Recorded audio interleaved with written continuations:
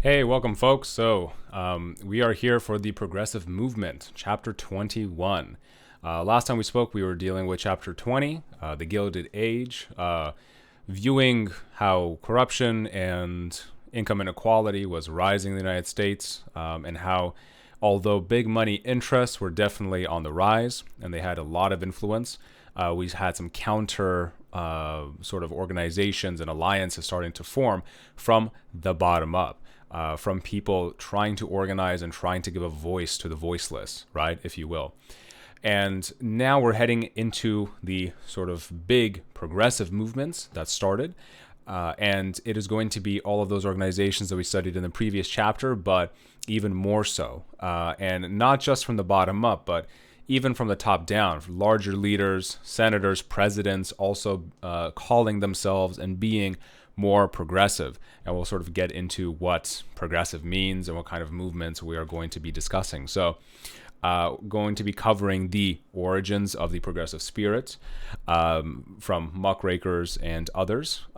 Progressivism at the grassroots level. So once again, some, sort of bottom-up choices in, different forms, right, of some organizations and movements that were affecting society at the time, and people or progressives thought, hey, we can definitely make things better for these groups of people or peoples, and fight for equality or fight for their behalf.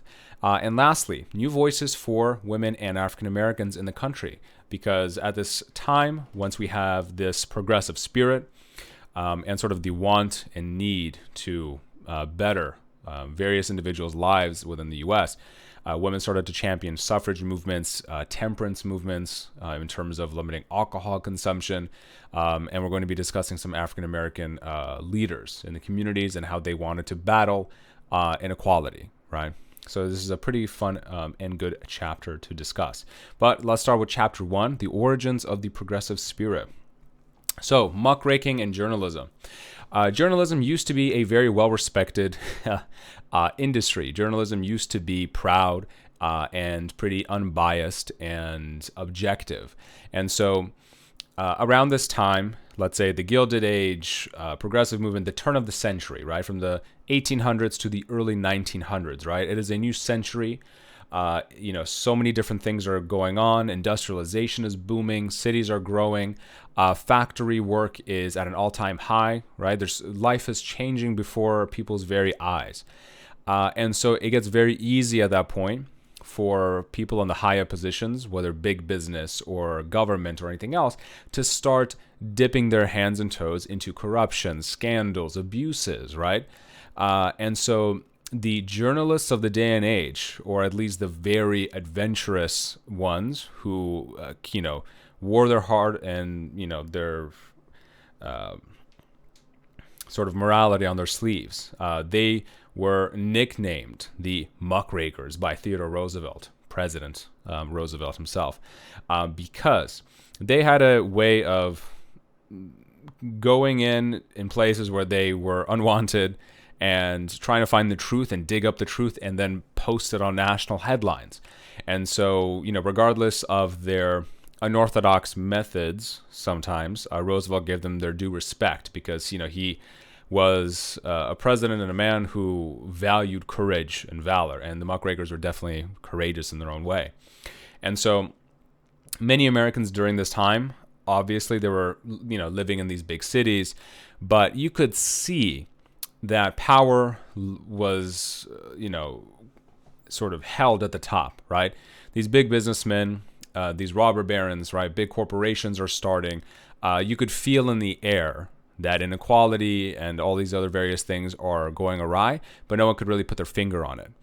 And so muckrakers would go into various industries and try to dig up the truth, right? And then post it to make more public headlines and to wake people up, right? Sort of. Very similar how today we have, let's say, whistleblowers, right? I suppose that would be the modern connection to muckrakers.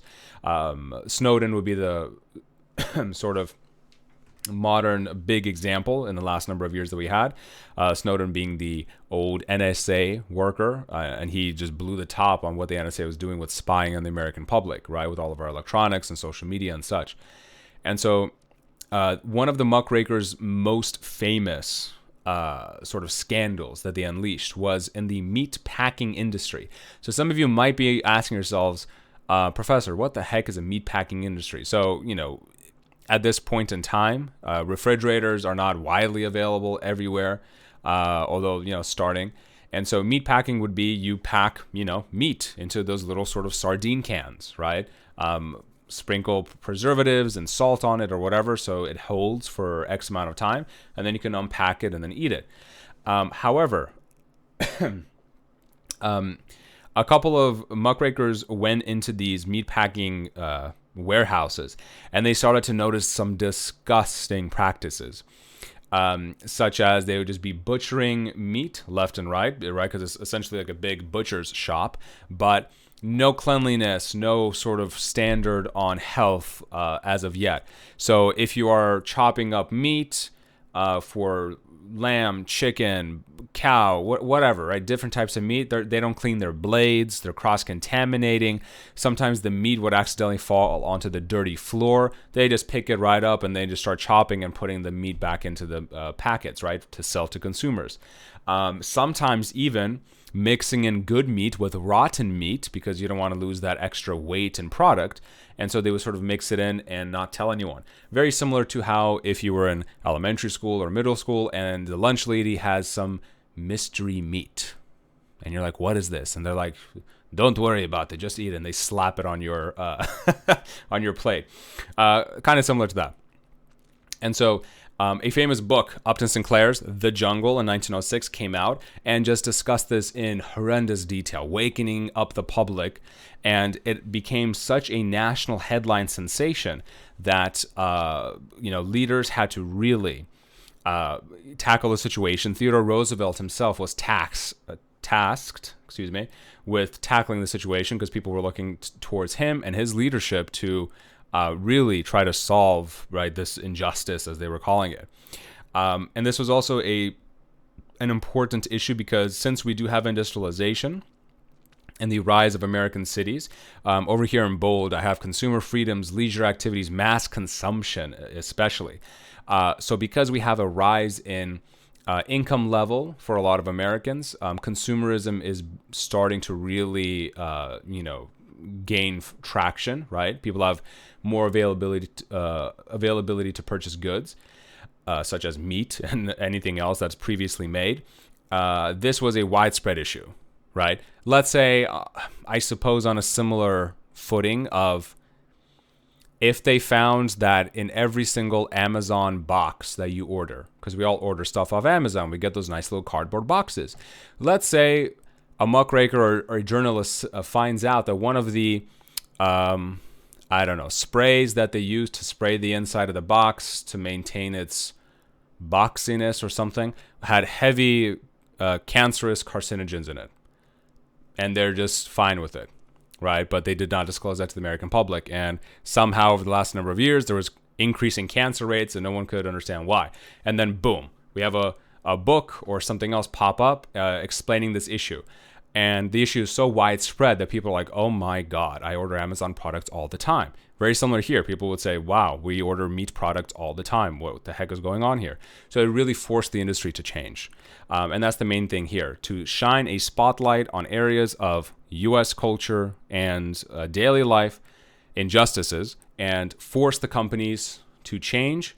Otherwise, the media and the public and their representatives are going to crack down on them hard. So I suppose this is some form of early cancel culture, maybe, or maybe that's going too far. Maybe that's more of a modern social media thing.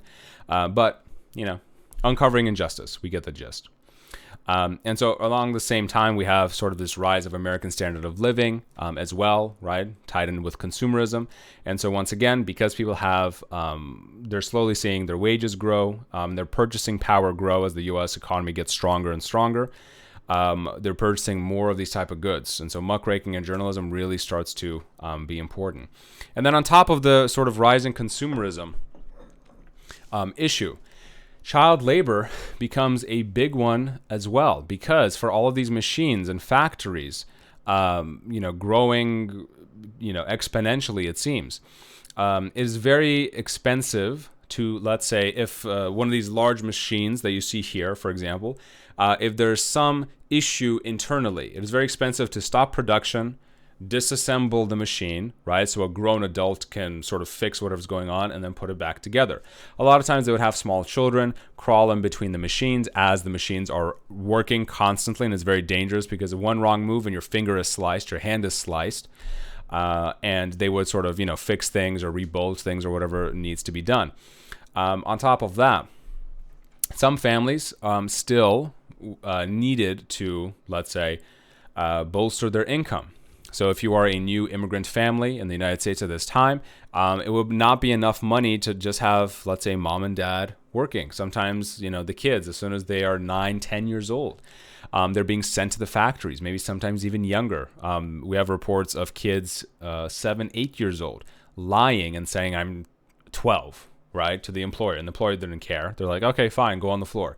And these poor kids be working for 10, 12, 14 hours sometimes, right? God bless their hearts. And so child labor laws also become an important issue that some muckrakers were trying to also uncover. So we have a little boy here trying to make some money selling newspapers on the street, right? Essentially the early form of a paper boy. Modernly, we have a paper boy sort of, I suppose in the movies, right? Sort of riding on a bicycle, tossing the newspaper on people's porches. But this is where all of that had its sort of beginning. And so some of these muckrakers would also go into these type of factories, and they took photos of children because their main goal was to show to the American public just how many kids are working in these factories and producing the goods that they are purchasing. And so this starts to begin the national conversation of, should there be child labor laws? Should children be exempt up to a certain age from working in these incredibly difficult and loud jobs? Depending on the type of job that you had, depending on the type of work, these kids would be developing horrific issues and diseases because a lot of these machines are very loud. And of course, they don't have any sort of noise canceling earmuffs. So a lot of their hearing would be going bad very early on. If they are working in any cotton type of products, there's cotton particles floating in the air. You would get something called cotton lung, where your lungs slowly fill up with fibers of cotton and you start to choke to death and you cannot breathe eventually because your lungs are failing. A lot of these kids, like I said, would be dealing with the machinery. And let's say you're a kid, you're 9, 10, 12, whatever years old. So, you get sleepy on the job occasionally, especially if you're working 10, 12 hours a day. They wouldn't be paying attention to what they're doing, and they would have a couple of fingers sliced off. Very normal during this time period.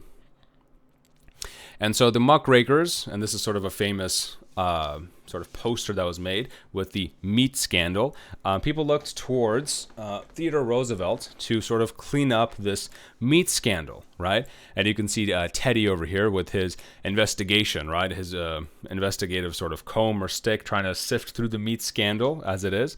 And we have the governmental Washington, D.C. buildings in the back. And on the bottom it says, a nauseating job, but it must be done. Roosevelt takes hold of the investigating muckrake himself in the packing house scandal.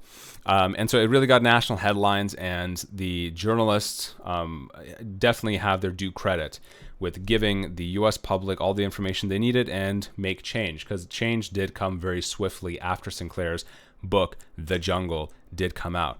And here's a couple videos for you to watch on muckraking that'll give you a little bit more of an insight into this time period and everything that was going on. So a couple to a few minutes long each. They're not too terribly long, but definitely worth the watch if you have time.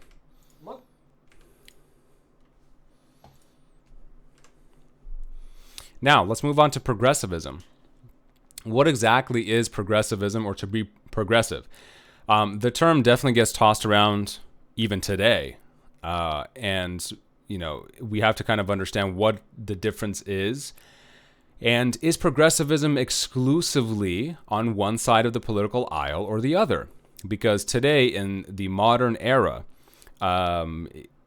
progressivism is typically associated with the left, right? And so I want to have a discussion whether progressivism is strictly for the left or if it can be on both ends.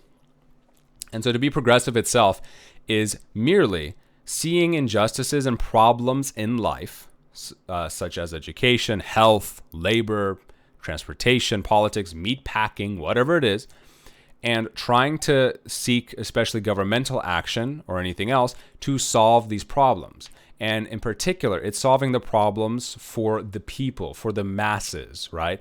And so it is not necessarily going to be trying to solve these issues for a small number of rich or elite. You're trying to solve the mass groups issues, right? So I suppose a little socialistic, at heart, right? Perhaps the progressive movement is, but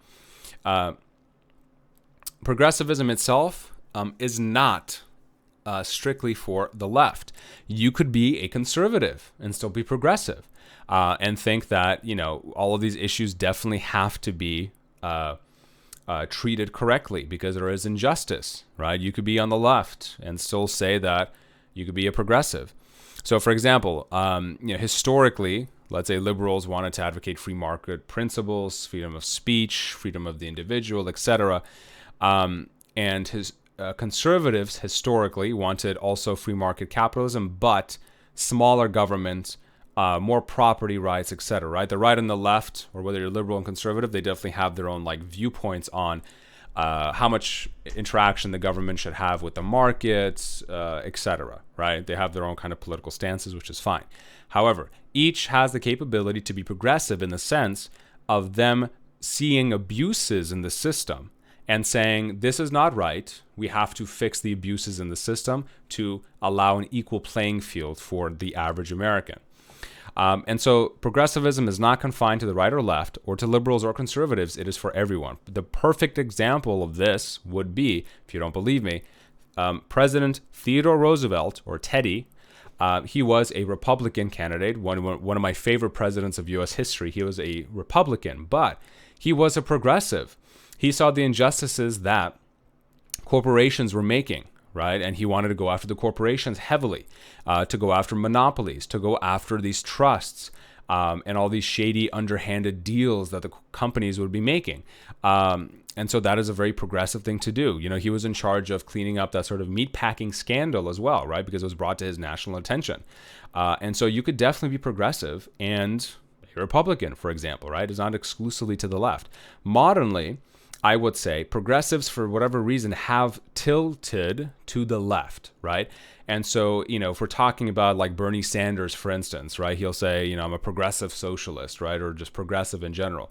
And so they tend to be more on the left in today's market and today's political spectrum. However, I am here to say that historically, we have had people left and right and moderate all kind of be under the progressive umbrella, depending on if they want to focus on these various issues or not.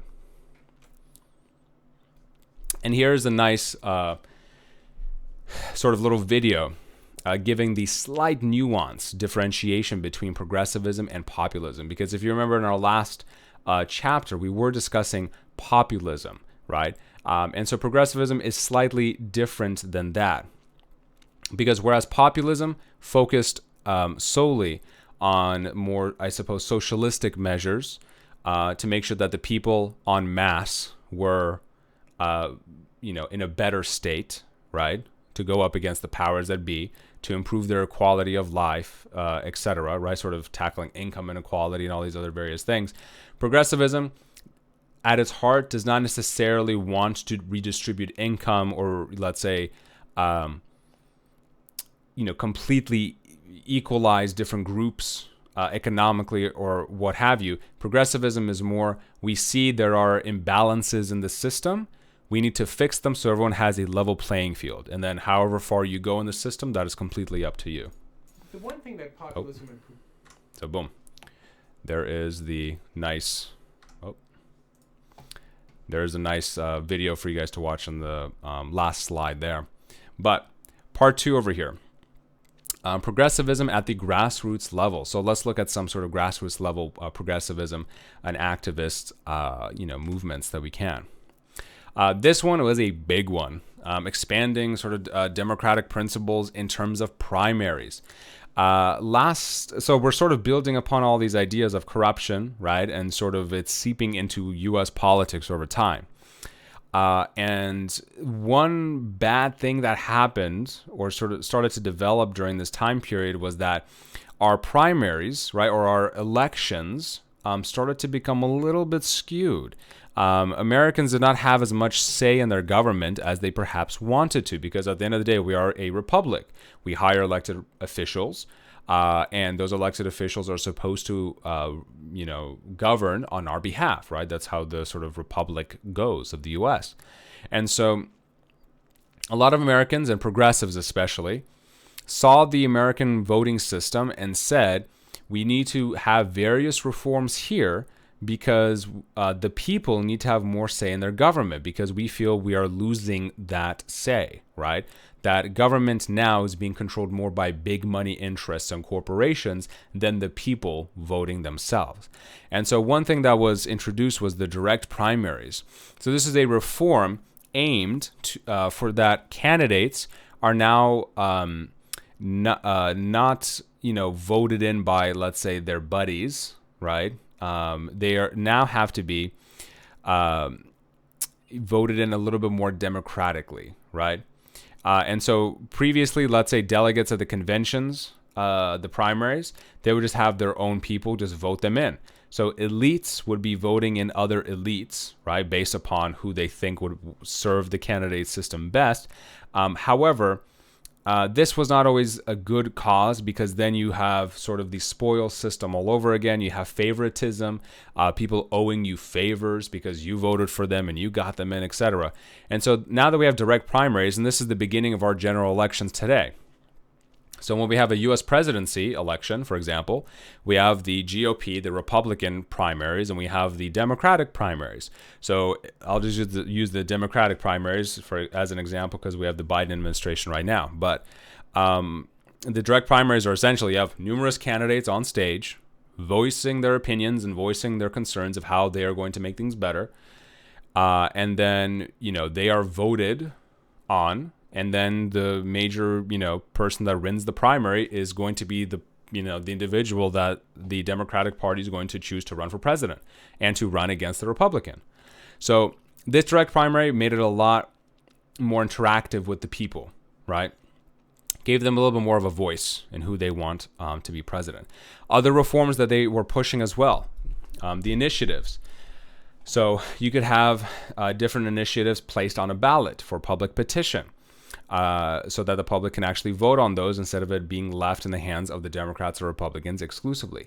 You could have referendums so that voters, once again, themselves can try to change legislation, right, or amend it to a certain degree, or perhaps even reject it entirely if they want to change it. So, for example, in California, if we have a referendum on prison reform, right? The voters themselves can vote on a referendum on one of the years, and by themselves sort of change law, right? They can have that in their power. You do not necessarily have to wait for all of your senators and congressmen to do it for you, or the state legislature. We have recalls now to remove public officials from office because you think they are not doing a good job. Currently, right now, we are sitting in April 2021 at this recording. And Governor Newsom of California is facing a recall election. The last time we had a recall election, I believe, was when Arnold Schwarzenegger, got into the governance. So essentially, if the governor is not doing as good of a job as the people think they are doing, you could have a recall election and say, get out. We no longer need you. And then the people can vote someone else in. So all these minuscule changes, right? I say minuscule, but on the grand scheme of things, it slowly builds and builds to make, more meaningful change. It gives more power to the people. It takes less power away from the Democratic conventions, the parties, and the Republican parties, and kind of distributes it a little more equally amongst the people themselves. The 17th Amendment also was passed. This progressives advocated for very heavily as well. And so the main reason for this specific reform, and this deals with direct elections, and it was put into our Constitution, importantly so, is because now people can directly elect representatives instead of having state legislatures elect them. So once again, people would have their state legislatures, and then the state legislature will kind of vote in more representatives. The 17th Amendment changed that and said, no, all of the representatives should be directly elected by the people, right? Instead of it being essentially a boys' club up in Capitol Hill, wherever we're talking about, and a lot of corruption is very easy to seed itself in. At least this way, people can all run for these positions, and the people get to decide ultimately who enters into these prestigious positions of power. Oregon was one of the few ones that finally went into these direct elections. A few other states also joined in, but eventually a national conversation emerged, and nationally, federally, under the Constitution of the United States, the 17th Amendment was passed, thereby giving people all of this extra voting rights, right, and direct elections for their senators in each of their states and their representatives in general. This is a nice little video I found describing elected versus appointed senators and the 17th Amendment, why essentially the 17th Amendment is an important one, and how the electoral process and the election process was before the 17th Amendment and after it. So if you want a little bit more of a discussion and some nice cartoon graphics here, it'll kind of go in and kind of describe things a little more in detail. The framers had two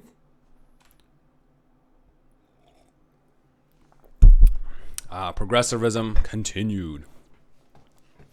So, Taylorism. We spoke often already about the increase in technology, industrialization, cities being built, warehouses, numerous jobs through labor, right?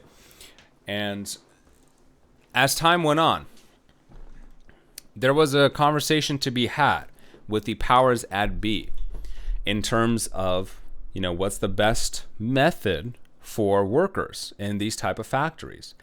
And this particular individual, Frederick Winslow Taylor, or as we nickname the process now, Taylorism, he was essentially a high up type of manager, and he developed the system that is used wildly and popularly today. In terms of trying to standardize the factory working experience. Because what they ended up finding was, if all of us, right, in class, in this lecture, if we are all working in a warehouse together, right, or a factory, and I teach you how to complete this particular product, let's say, for the sake of example, let's say a car, right? We're all building cars in this factory. I teach you from A to Z how to build a car. You can build the car yourself, and you might get one car done per day, or maybe 2 cars done per day, maybe, right? But it was much more efficient to have all of the people on the floor, instead of knowing how to, assemble a car A through Z. I have 100 or so different employees, and each of them has a particular, very specific, repetitive task. This is sort of the introduction of the sort of assembly line that Ford is going to use later in his Ford cars. But we'll get to that in a chapter or two. But essentially, all of the products and goods are going to move down the chain of command, and you work on your specific task. And you are very efficient at it because it is just a very simple task that you have to do in that particular order. And so they found that their productivity expanded numerous fold. And so this was a good thing for businesses because their efficiency and their productivity went up. However, it was a little bit less of a good news for the actual workers because now the workers become more indispensable. Excuse me, not indispensable. The workers become more disposable, right? Because instead of me hiring you, a skilled person that knows how to build a car from A to Z, and you're very valuable, that's the only way we got to do it. Now I can just hire Kevin over here, and he just knows how to do one repetitive task, and that's it. But, if something goes wrong, I could fire Kevin and hire in someone else, and they're going to do that repetitive task too. So it was not as good for workers because they started to see their wages were in trouble and in flux, and their job security was not there because they started becoming disposable assets of labor. Now, as this started getting introduced, very closely, we started getting the Socialist Party demanding that labor unions are essential to the modern workforce, because there are various sort of imbalances between these managers and these companies and the workers, essentially saying the workers are getting the horrible end, right? The horrible deal, from the situation. They don't have enough bargaining power to have a decent wage, because, their entire job is being reduced to a simple, small, repetitive task, and they're getting paid for such. And so eventually, they started to advocate more for union strength, for negotiating tactics against their employers, collective bargaining agreements, which is a very important one, because essentially all of the workers and labor unions, they join forces and try to have these negotiations with employers.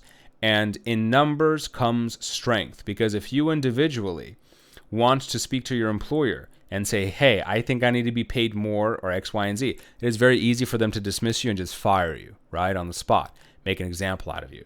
If the entire factory floor, right, goes on strike collectively as a union, right, as a strike, and says, no, we are all collectively, through our collective bargaining agreement, saying that we want a higher honest wage, or we are not working, the entire factory is shut down. The business owner loses exorbitant amounts of money as the days go on, because that is revenue that they are not making. They are going to be a lot more willing to sit down on the table and speak, right? So it becomes a very effective tactic for sort of rising labor unions. Oh, and towards the end here, I said amongst diverse workers as well. That is a very important part too, because as you might imagine, these modern cities that are being expanded on, the population is very diverse. We have people from all around the world, right, in these cities. We have Irish, we have Poles, we have Germans, we have Jews, we have people from Latin America, we have African Americans, we have people from around the world, right, working in these factories. So sometimes language barriers would be a real thing. And so it would not be as easy to, for someone that barely speaks English to negotiate with their manager. So these collective bargaining agreements were also great for the diverse workforce that was available and present in many of these factories and work floors. And so, this would be very, familiar sight. People will be working side by side together, hours and long hours a day, but kind of, just building whatever it is that needed to be built, right? Working hard, getting their wage, trying to put food on the table for their families. And so this starts to eventually turn into these large-scale working factories, as you can see here.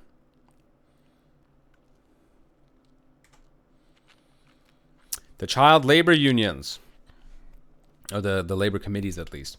Very similar to what we were talking about a few slides ago with the rising, child labor, sort of muckrakers, right, and their sort of investigative practices. Progressives were seeing more and more photographs, right, taken of children, and saying, nope, this is an injustice that we have to fix, right?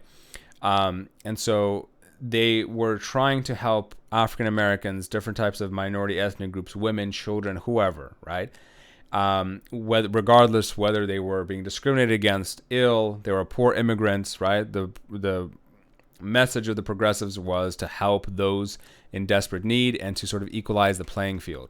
And so the National Child Labor Committee, or the NCLC here, was a non-profit org, and they wanted to get rid of child labor. And so they wanted a national child labor reform movement, because by 1900, by the sort of turn of the century, the United States ended up recording approximately 1 in every 5 or 1 in every 6 children between 5 and 10 years old were working on the floors, a high amount of child labor. And so they wanted to, change, right, obviously that fact. And so some of the photographs that we saw earlier was employed by Lewis Hine, but also others, not exclusively by Hine. And so they started to hire these photographers to go throughout the U.S. into these factories, into these workforces, and take photographs of these children working, not only in factories, but on the streets, right, as paper boys or whatever else they were doing, to help spread awareness to the American public that this is a rising issue and that they need to do something about it.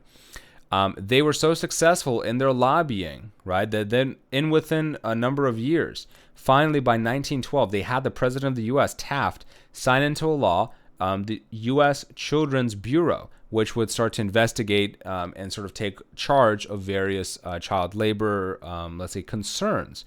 And eventually, slowly, the national perspective started to change, right? And over time, child labor started to diminish greatly. And so sites like this, right, of, let's say, young girls working in factory floors started being less and less commonplace over time. Although, I suppose, initially, this was to, let's say, economically speaking, probably to the detriment of a lot of the new immigrant families who are struggling to make it in the U.S. And so having your kids work and bring in some extra income definitely helped the family. So as soon as those loopholes started to get plugged up, I could imagine a lot of families were also starting to initially struggle to make ends meet.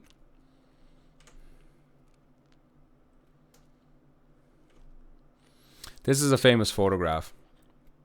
I forgot what this young girl's name is, but she was working. This is sort of a cotton processing plant.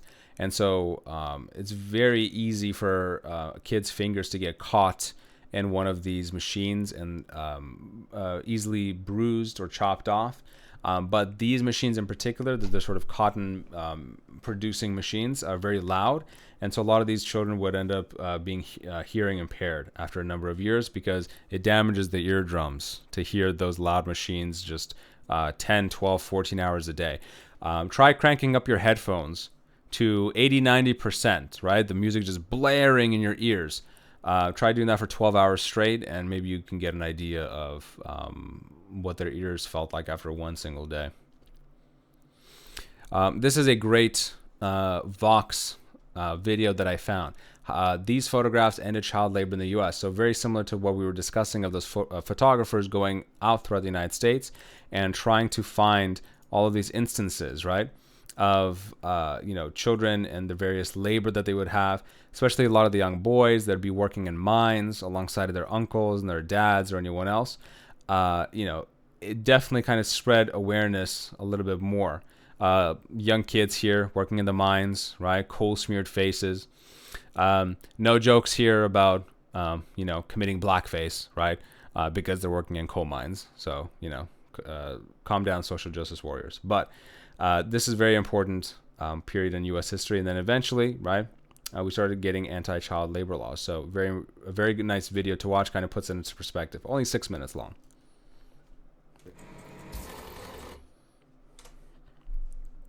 Part 3, New Voices for Women and African Americans. So, the rising female agency. So let's talk about this a little bit.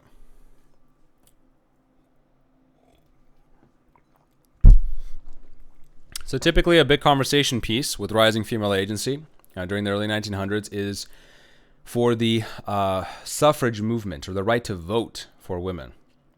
However, this is a less talked about issue that I also like to discuss, which is essentially alcoholism and booze. Because people tend to forget we had prohibition in the United States for a few years. And nationally, the sale of alcohol was banned. How in the heck did that happen? That the entire country of the United States of America banned alcohol for a number of years. Why did that happen? Who wanted for that to actually pass into law? It was the temperance unions, and especially the sort of women and Christian temperance movements. And so we're kind of going to get a little bit more deeply into this and have a conversation of it. So slowly over time, as society is modernizing, as cities are growing, more and more women started to get out of the household and enter into the workforce. They started entering into schools, into jobs, learning how to type, take down diction, opening up professional opportunities for themselves. As the economy started to turn less from a, I suppose, harshly physical role, right? Let's say versus, if you're working on farms in rural America, It's very backbreaking labor. So typically the father and the sons and the boys would be out in the field.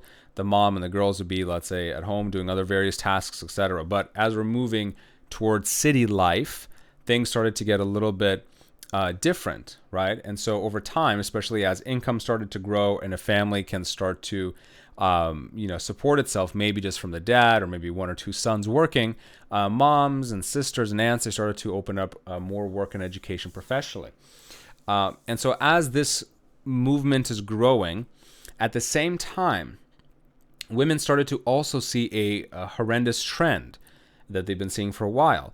Essentially, that a lot of their male counterparts, husbands, and others, they were afflicted by a terrible disease of the soul, the affliction of alcohol. And the reason for this is that, and I'll get into this, I think maybe in a couple of slides a little bit more, but the main reason for this is in American culture in the 1800s and even earlier in the 1700s, it was quite normal to have a few drinks throughout the day. You would wake up in the morning with breakfast, have a drink. Midday, you would have a drink with lunch. Maybe you have a business meeting with someone, you have a drink. Maybe after work, have a couple more drinks, and then you come back home, maybe have a drink to sort of wrap up the day, right? The thing is, in the 1700s and the early 1800s, those drinks were essentially light beer. They were sort of like cider. 2% alcohol, 3% alcohol, very similar to, what is the basic white girl drink that's everywhere today? White Claws. They were the White Claws of the day, right? You see every single mom or soccer mom today just chugging White Claws left and right. But, they're pretty, it's like, it's small alcoholic content. It's not going to get you completely and utterly, inebriated and trashed. The problem was, as soon as the 1800s really started to roll along, hard liquor became popular. Whiskey, rum, gin. And so if you're having a few drinks a day and they're White Claws, not that bad. If you're having a few drinks a day, multiple drinks throughout the day, and they're all whiskey, heavy alcohol, husbands a lot of times just come home just drunk. And obviously there would be a lot of household issues and dilemma and abuses. And so a lot of these women gathered together in temperance movements and unions such as this to collectively say our husbands and our men are being afflicted and wasting money on booze and mistreating their families, right? So they wanted to do something about it. And eventually they did. They successfully had the Prohibition Act at a federal level. So they were very successful at this. And so this is also tied in at the very same time as the first wave feminism movement, which was for equality, right? Equality in the workplace, education, politics, the right to work, the right to vote, the right to get into higher education, property rights, etc., right? So all this is happening, right, simultaneously. And so all of these various signs such as this, lips that touch liquor shall not touch ours, right? Wanting to advocate for their husbands going dry in terms of liquor, right? Not touching the stuff, not getting drunk and hopped up on booze. Them saying, here, we're all mothers, right? Our sons are being afflicted by all of these terrible afflictions of alcohol, right? They are not themselves. They are turning into monsters. And so from a female perspective, from a Christian perspective, we want to save their souls, right? We want them to be the best versions of themselves, but the alcohol just does not allow them to do so. And so as all of these movements are gaining more and more traction, right, and Americans started to slowly see that drunkenness and inebriation was becoming a large problem in the country because these movements were also tied in with Christianity, and these Christian movements, it was seen as a threat to not only the individual soul, but the entire spiritual soul of the nation, right? This was a true issue that they needed to solve, right? Not only from a physical perspective, a social perspective, but now a religious perspective, right? A sort of a higher power manifestation perspective. And so the temperance here would be to try to limit as much as possible and moderate the consumption of alcohol and alcoholic beverages. Like I said before, gin, whiskey, rum, brandy, hard liquor. They're 30, 40, 50, 60%, right? They're getting up there in alcohol content. And so all throughout the U.S., we start to see slow but surely various pockets, right? Maybe it's Massachusetts over here, Connecticut, or here and there. They started to really get onto the bandwagon of having temperance and sort of banning alcohol or heavily limiting it, right? And so the movement definitely started. This slide here is a little bit more on the historical side, so not necessarily tied with progressivism in terms of the turn of the century around 1900, but I just wanted to put this here just to kind of give you a little bit of a backdrop into just how far back the temperance movement goes. Because a lot of these movements did not happen overnight. They were happening over decades. They were hard fought, right? Especially by women. And so they, for decades, in conjunction with ministers, they would be, saying that we definitely have to try to urge temperance with alcohol, abstinence from alcohol as much as possible. Different temperance societies would form to try to limit it as much as possible. Some having a slightly more moderate approach, saying perhaps just ban hard liquor, but still allow wine and beer to be consumed, because you still need wine to be consumed here and there. If you're going to Sunday school mass, for example, right, to drink the blood of Christ. Beer, the alcoholic content is very small, so perhaps that could be a nice middle ground. Others were a little more extreme. In terms of teetotalism, they wanted the complete and utter abstinence from all alcohol, to go dry. They said it was a sin and it was a slippery slope to get drunk. And so, we had other various temperance societies and movements, sometimes nicknamed after the founding fathers, to gain a little bit more traction and respectability. But nonetheless, all of this, the main message here is it took decades for these type of movements to be formed. And I absolutely love this one over here, the Drunkard's Progress. This is from the early to mid 1800s, a diagram used. And from left to right, the 9 steps. It shows the various steps that a man undergoes while he is drinking and getting more and more drunk. And so on the left-hand side, a glass with a friend. That's fine. He still looks respectable, right? Or step 2, a glass to keep the cold out. Step 3, a glass too much. Step 4, drunk and, what does that say?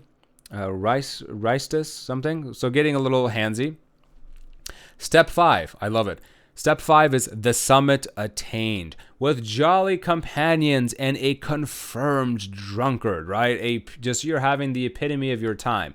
Now, if any of you listening to this lecture, are 21 or over, because some of my students who listen to this will be, that everyone has a certain limit of alcohol, right? You're a couple of drinks in, you feel good, you feel a buzz, and then maybe 1 or 2 more drinks, and you are at that perfect level, right? You're feeling it, you're good, you're dancing, right? All these various things.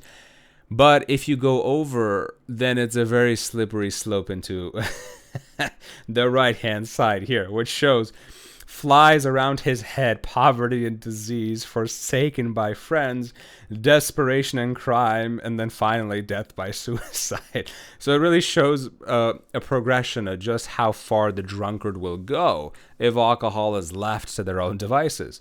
And of course, at the very center of this portrayal is the crying wife and the child, right? The family home is ruined, and the man is out just drinking his life away. Here's another wonderful comparison. We have the nice, virtuous woman on the left-hand side.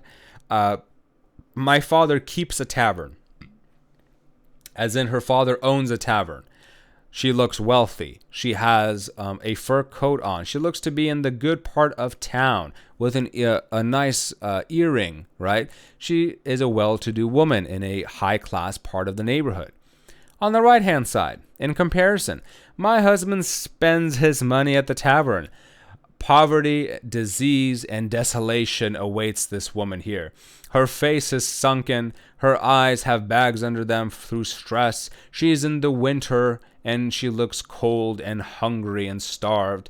No earrings, no extra signs of wealth. She is in despair. So a lot of these types of imagery, were proliferated over time. such as here also, right? Principles of the Prohibition Party, right? Those individuals that wanted to have more prohibition. They'll be saying it from a sort of Christian perspective, obviously, but here the church and the priest and such is the central focal point, right? Sunday school, etc. And so through saving yourself through Christianity, through your connection with God, through abstinence of alcohol, you are able to carry a righteous life. But all around at the bottom, as you can see, that we have a beer brewing company, wine and brandy, prison, all these various things. At the very bottom of the portrayal here, right next to present situation, on the left-hand side, morals. Morals and a skull. So morals are just dead, right? So essentially it's saying the further away you get from the church and you're around all this booze and alcohol, that's not God's work. But come to church, put the alcohol away. That's where true salvation lies. This is a great little recap of everything I just said in terms of the beer versus the sort of hard liquor consumption and how these roots of eventually what would become prohibition, how they all ended up starting, right? And this huge sort of movement, right, over time. So definitely a great video to watch, puts it all into perspective for you, and it's only 6 minutes long. So what a steal, right? What a bargain. A couple of insignias and posters for some of these temperance movements, right, with Washington on the right-hand side, just to kind of add an additional name to it. We had various medical associations, right, start over time. The American Medical Association, although founded in 1947, it was officially incorporated and became much bigger, sort of embedded association by the turn of the century, 1897. And so this is where even physicians started to get into the picture, right? Medical students, studious, lifelong learners of science, of medicine, of public health, also getting on the bandwagon and saying, large forms of alcohol consumption is also bad. But they would also say other various things too. So for instance, here we have Sylvester Graham. He was a minister, but also a very famous dietary reformer, known for advocating for veganism, vegetarianism, temperance movements, right, limiting alcohol as much as possible, and eating whole grain bread. He was such a famous preacher and minister around the United States that eventually graham crackers were named after him, Sylvester Graham. So, a lot of these folks ended up having far more influence long-term than they suppose initially envisioned. And over time, they'd be also calling for, just being smart with your alcohol consumption, meat, spices, having a nice diet regimen, being clean. Some going as far as saying no masturbation or excessive sex. Good luck enforcing that. And others. Around the turn of the century, because we're talking about medical associations here, we also had the sort of, we had the study of what is known as phrenology, which has modernly been debunked, but fun to talk about here. So here it was, especially as we're getting more into, let's say, all of this medical, study. They were also trying to understand why certain individuals would sin, why certain individuals would drink copious amounts or lie or any of this such stuff. So phrenology was created because they believed that the human brain could be dissected up, or not dissected up, but mapped, right? So you could see different portions of the brain are going to be responsible for different things, for your mood, your happiness, your strengths, your weaknesses, etc. Such as here, right? If you sort of broke up the brain here, your benevolence is on this part of the brain. Your destructiveness is right here next to the ear, etc., right? All these various portions. Obviously, this has been debunked because the brain is such a complex interworkings of trillions of neurons firing at the same time. Obviously, there's, I would suppose, some merits to phrenology because We know, for example, the right and left side of your brain act slightly differently based off of logic or artistic form. The frontal cortex does a few things. The hypothalamus in the center does a very specific thing. So I suppose they were on the right mark a little bit, but this was a little more pseudoscience and has been debunked ever since. In relation to, let's say, courting someone and drinking and men and women kind of going out, this was absolutely hilarious to me. So as we had these temperance movements gain steam, we also had, magazine covers such as this. You know how today you can go into a magazine cover like People's Magazine or something else, and or Cosmo, and it'll say something like, take this quiz. Are you the right match for your partner? Or are you two soulmates? Or whatever, right? This will be sort of, I guess, a similar fun thing. And so it'll go into the head shape of your husband. So if your husband's head shape was one size or, one style, he is a genuine husband, right? Young ladies, fix the shape of head in your memories. Any man who will make a natural, kind, and true husband will have a head and outline from the side view. The other one, an unreliable husband. This man is an unreliable husband because he's very weak in conjugality and parental love and exceedingly strong in amativeness. Young ladies, beware of such men as husbands. Oh my goodness. They had similar ones for women too. So, I suppose a large female head would be the good mother. A very small female head would be the unmotherly. What a term to coin, the unmotherly. My goodness. And so phrenology, thanks for being there in history to make us laugh, but has been largely debunked. But to kind of continue on with the temperance movements, right? Moving closer to the turn of the century now that I gave a little bit of a historical backdrop lesson. By the turn of the century here, the progressives, right, are learning from their mothers, their aunts, their grandmothers throughout the 1800s who were in charge of all of these temperance movements and trying to progress it. Now that we are at the turn of the century, the progressives finally have it in them, and the time is right to finally push towards temperance movements in its totality. So sometimes it just takes a little bit of patience, and you have to wait for the right moment to strike.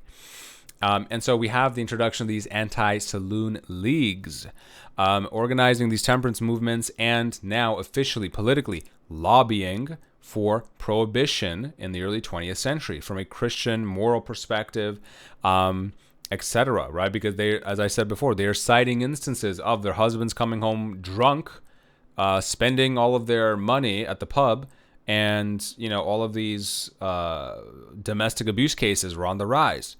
And so, there was definitely a huge push for it, even because we had prohibition in the terms of the 18th Amendment in 1919, prohibiting the manufacture, sale, and transportation of all alcoholic beverages nationwide.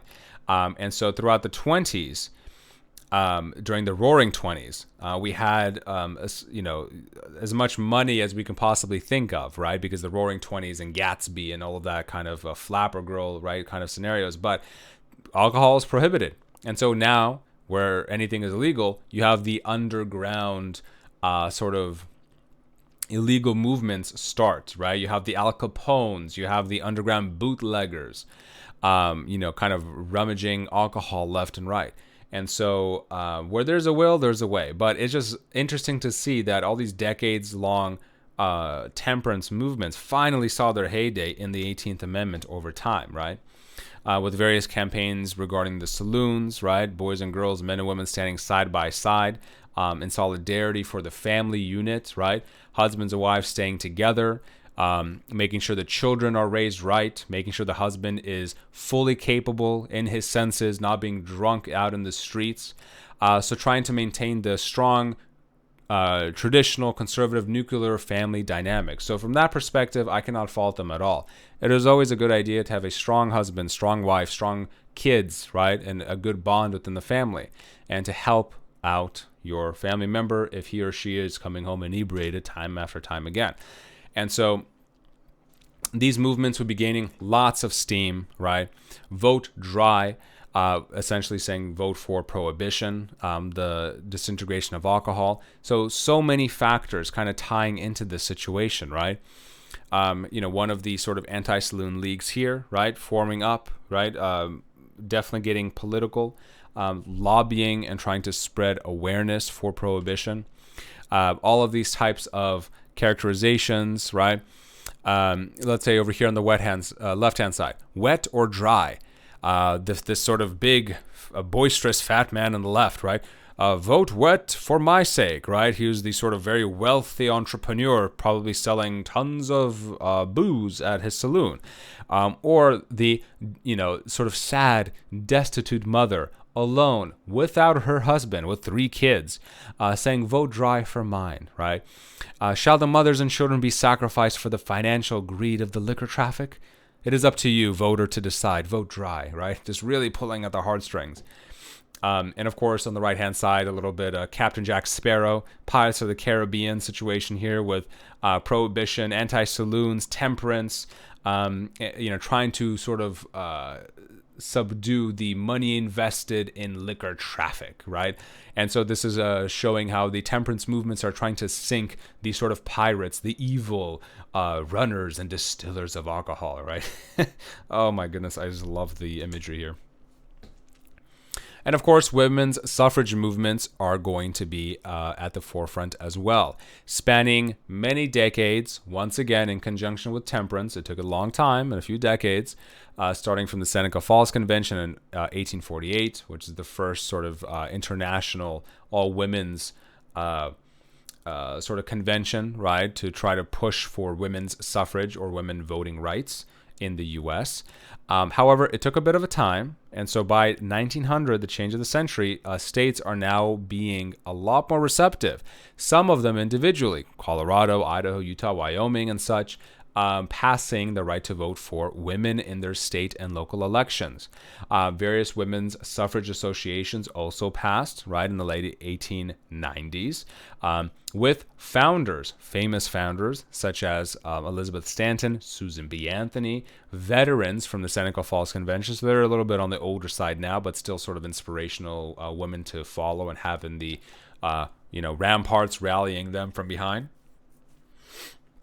But at the turn of the century, they had, a new guard, the Silent Sentinels, as they called themselves, women protesters, picketing at the White House for years, protesting the right to vote. And so they went on hunger strikes, got arrested, went back. Eventually the police had to come in and start to force feed them so they would not die on the side of the White House. It became a national headline scandal, right? And so the suffrage movement, although a slow one, they were slowly progressing, right, as much as they could. And so all of these, various female leaders obviously trying to get together for the women's vote. Mr. President, how long must women wait for liberty? This is right outside of the White House. What will you do for women's suffrage, right, for the right to vote?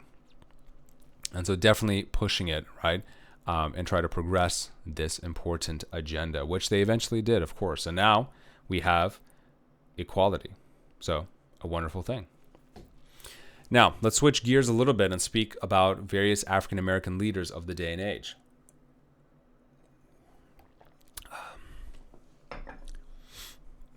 So, in conjunction with all of those other progressive movements, we had key African American leaders also being progressive in their own ways. At the turn of the century here, with different ideas of how to benefit and strengthen the African American communities. Now, at this point in time, we have to understand and put things in context. The Civil War is done. The sort of emancipation is full swing, right? But Reconstruction, although it started, it was ended abruptly through our previous conversations of the sort of great betrayal, the backhanded deal that the Democrats got the South in full control and started to do whatever they wanted to in those states in terms of Jim Crow and black laws and hiring KKK and domestic terrorists to beat them and intimidated them at the polls, etc.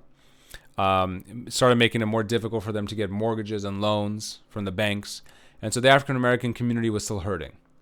Reconstruction was meant to help uplift our fellow brethren, but it was cut short. And so here, at this stage, these intellectuals, these African American intellectuals were trying to figure out how to best uplift their community, fight racism, and improve the overall situation, right? And so the first we're going to talk about is Booker T. Washington. Famous, he was sort of like a Renaissance man, educator, author, orator. He was so highly regarded, he was a advisor to many of the U.S. presidents and went to the White House on numerous occasions. But his main advocation here, and I believe he was a Harvard graduate, if I'm not mistaken as well, very highly educated. But he saw the lay of the land of his people, living within the United States and the realities of such. And so he said, racism is not going to go away today, tomorrow, or next year. It is futile for us to focus most of our energy on fighting racism. If someone is already a racist right now, it is going to take an exorbitant amount of energy to try to change their minds. Instead, what we should do is focus on ourselves, focus on our communities, focus on our economic upliftment, start African American businesses, right? Put more black money into black hands. And so through time, as we have more successful businesses, as we have more black entrepreneurs, as our cities gain wealth and status and our homes are being renovated and all these various things, we ourselves are going to uplift us from the sort of impoverished ghetto, if you will, and that type of state into a more, middle class, high middle class, upper class even status. And then anyone in U.S. society, racist or not, will have to acknowledge us because we are now sitting at the table, right? And we have a voice and we have money behind our backs. This is making a modern comparison here. This just reminds me because of all of these sort of anti-Asian hate stemming right now from COVID-19 and other related issues. This reminds me of the Asian community. This is a very sort of Asian community-esque type of mentality because for many decades, a lot of the Asian communities and a lot of my friends, whether Filipino, Korean, Japanese, whatever, their family members come to the U.S., racism or not racism, put their nose to the grindstone, work hard, make businesses, successful ones, send their kids to school, make more businesses, and they sort of just create their own wealth in their communities. And then people have to take them seriously, right? They sit at the table as successful individuals. And so I think Booker T. Washington has a very good sort of understanding of this, and the economic argument is not one to be passed up. Now, his main intellectual rival was Webb Du Bois, or Du Bois. I can never remember exactly how to pronounce it. Perhaps Du Bois? Maybe. I have to double check that. But he was also a highly educated individual, went to an Ivy League himself, sociologist, historian, civil rights activist, Pan-Africanist, essentially believing in all the black people in all of the world are of a single peoples, right? Advocated for equality in the country, as did Booker T. Washington. However, this is where they differed. Whereas Booker T. Washington was fully able to accept the fact that it would take years and years to, uplift the black community and to essentially accept racism wherever he saw it and just to economically uplift themselves. W.E.B. Du Bois, or Du Bois, however it's pronounced, saw that you have to fight injustice and racism at every single turn. You do not give leeway. You do not allow them to step over you. You have to fight it. And so he started becoming a very big civil rights activist, starting from his Niagara movement, joining with other prominent reformers, and started to depart from Booker T. Washington and his slower economic model, instead wanting more immediate action, whether politically, social, or economically. He is a key aspect also of the NAACP, a very famous organization that is still in charge today. the National Association for the Advancement of Colored People. Essentially, this is a big civil rights organization that sees injustice and sends the lawyers after you, right, and sues the living hell out of you and tries to fight it legally in court. Because the more legality you have on your side, the stronger your community will be. And so he, along with others, were part of the founding members. And over time, the NAACP started to fight various injustice where it saw and legally had win after win after win for the African American people. And so Du Bois became so famous in all of these various dealings, he eventually was even introduced into the United Nations, serving as a consultant, right? Very well-respected individual he was, highly intellectual, and arguably his viewpoint here is much more long-lasting than Booker T. Washington, because the NAACP is still around today and is mainly the sort of catalyst for change within the African American community. Although I will make a counter-argument to that and say that although, yes, the branch of legality is always important to carry with you, right? You have to fight injustice where you can legally. However, I believe that perhaps the community would have been better off all of these years later, right? The century later, having a combined form of Du Bois' sort of civil rights activism and legality aspect, but also Booker T. Washington's economic aspect as well, to try to focus more money, more business, more entrepreneurship in the communities themselves. Because even today, in 2021, when this lecture is being formed, it's still a common trope to hear of impoverished black communities throughout the United States. And to hear of, let's say, the average black family makes X amount versus their white or Asian counterparts make more, X amount, right? So the economy and how much money flows into your family and into your community is also a very important issue.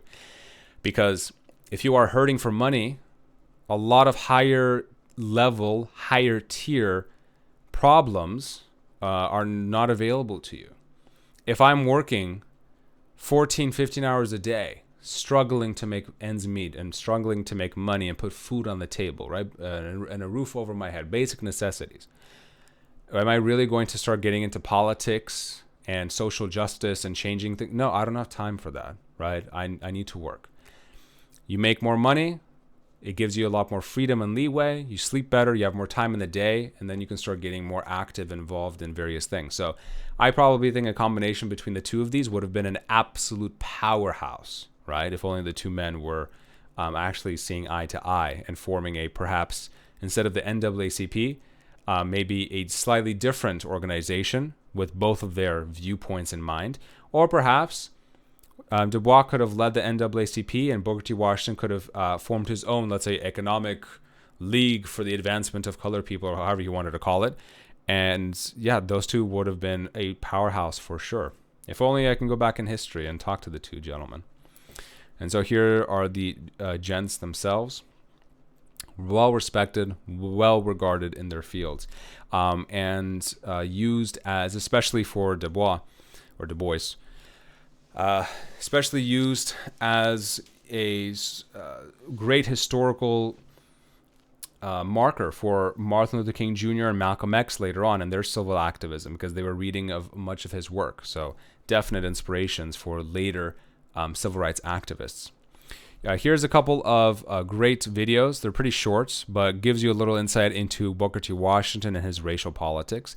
And then the rivalry between Du Bois and Booker T. Washington himself. So a couple minutes long each, but a great sort of summarization. And so they are getting together a lot of their compatriots, right, to form these various leagues and to form the advancement of, right, black people in the United States.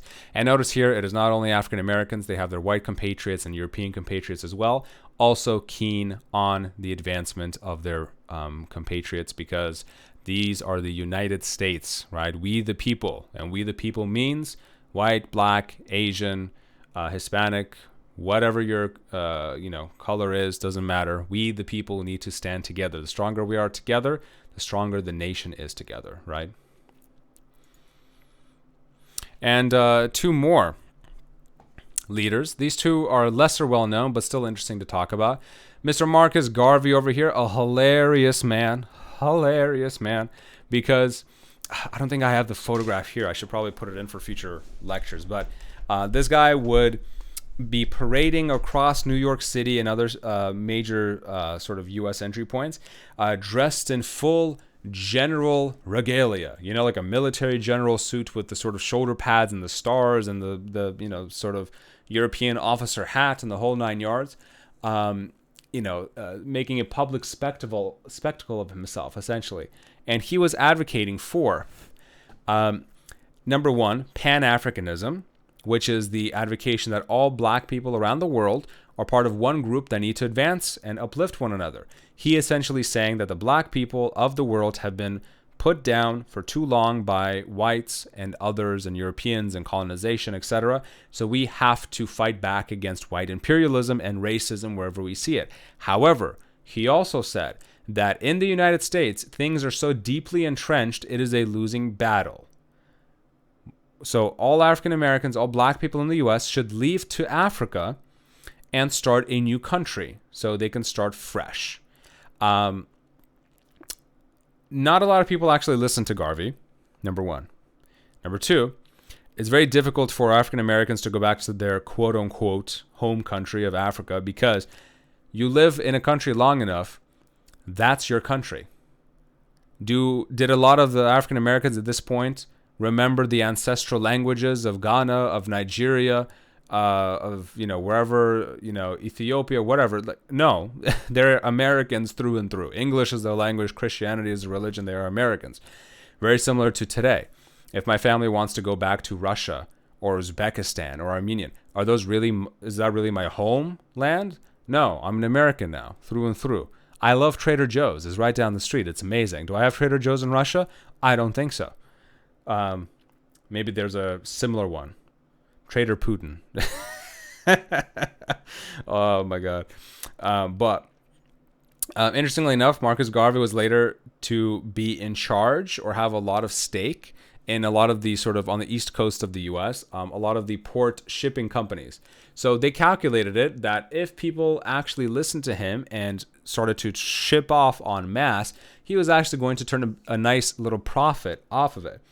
And so whether he truly cared about the Pan-Africanism movement or wanted to make a quick buck, or maybe both were true, I don't exactly know, but he's kind of the lesser known of the four. But probably the least lesser known, or not as famous, I would say, is probably Randolph.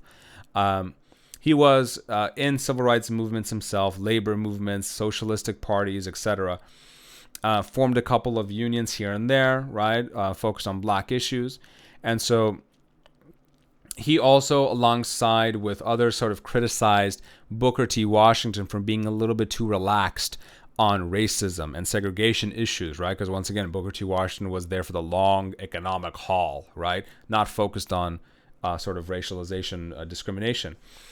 He also accused Du Bois of being too concerned with black upperclassmen and not necessarily of the working class of African Americans, right? He's just like, well, you're preaching to the top 5% of us black folk, right? Just saying, talking to all of the elites and the people that are already successful, right, with your civil rights movements. What about the people working in the factory floors, right? The average Joe. And so, he was more concentrated on forming labor unions so that they could actually have good, high quality, good wage paying jobs. And I suppose from that aspect, he was a combination somehow of Booker T. Washington and Du Bois, because if you have strong labor unions, that means that economically the black community is going to gain more money and thereby more purchasing power and strength over time, right? You work hard, you pay off your house, you have a couple of cars, you send your children to school, and then you start to build intergenerational wealth, right? That is the American dream, is it not? And so also a combination of Du Bois and his views on, let's say, civil rights issues.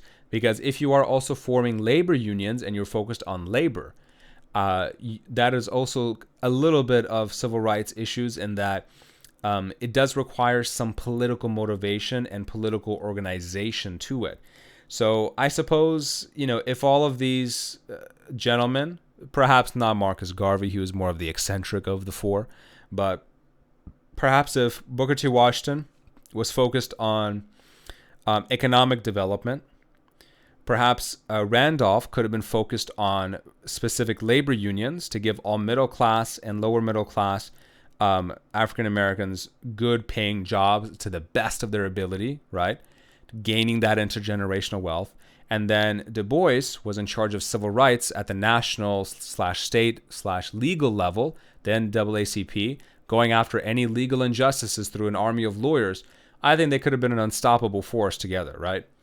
And so I'm not exactly sure to what extent they worked together. I don't think they all had as much of a sort of a trio of coexistence as I would have liked, but I think it definitely could have been a perfect partnership, right, if done correctly. So a lot of times these are very important issues you have to tackle from numerous perspectives, not just one.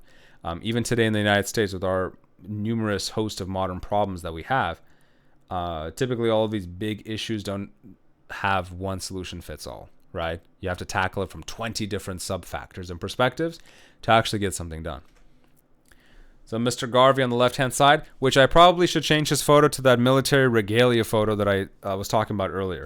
It's a sight to behold. And Mr. Randolph on the right-hand side. All dressed spiffy in three-piece suits. Let me make a public announcement here. Can we bring back three-piece suits? I have a couple, which I wear for weddings and special occasions, but I want to bring back the three-piece suit. It looks nice. Little biography on Marcus Garvey. So if you have some time, a definite worth the watch, right? Just to kind of see his various perspective on things. Actually, maybe here they have a photograph. Yeah, boom, there we go. I need the photograph of Summer. So he's here on the right-hand side in his full-on military regalia with his sword and such. Definite showman. So there he is in all of his full glory. Good old Marcus Garvey. And here is Mr. Randolph himself, the civil rights pioneer. So definitely a nice little biography here to watch. It's only 2 minutes long, and gives you a nice little summary of his history. Very important couple of videos on the NAACP and their fight towards against racial discrimination. And I believe a couple of the videos goes into the modern day as well, because the NAACP is still around. They have not gotten anywhere. If anything, they have gotten even more busy as the years have gone by, just to maintain and upkeep any injustices against African Americans. Although modernly, I would argue, in today, the 21st century, there's definitely a lot less, sort of discrimination and injustice as there was 50 years ago, 100 years ago, right? Things are definitely getting better over time, but it's very important for the NAACP to still remain intact, because you need a guardian at the gate to sort of shield and fight against possible racism and discrimination where you see it. The end.